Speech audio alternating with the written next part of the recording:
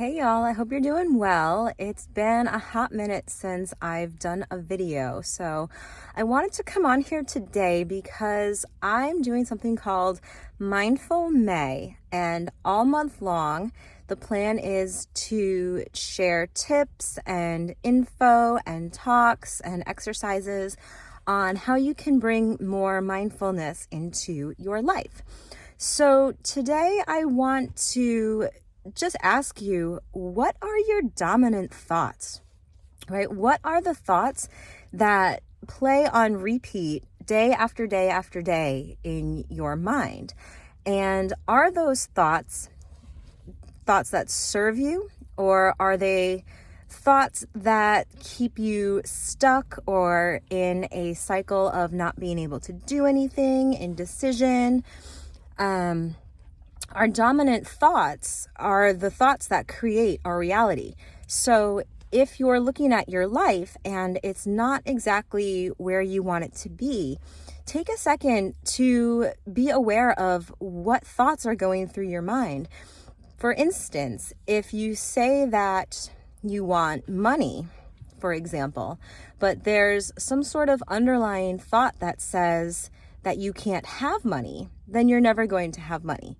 Same thing goes with love and relationships. If you say that you want to have a really good relationship that's filled with harmony and love, but your dominant thoughts say that you don't deserve this, or you actually don't take care of yourself and treat yourself in the way that you want someone to treat you, then those underlying thoughts are going to deter your results that you get from the universe.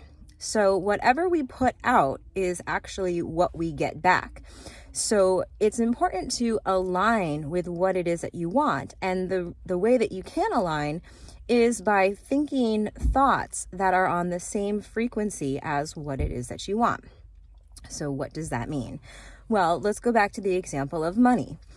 If you need money, and you always say, oh, I need money or I want money, you're actually coming from a place of lack, saying that you need it, that you want it. It's not here yet. So you're not vibrating on the same frequency as the money that you want.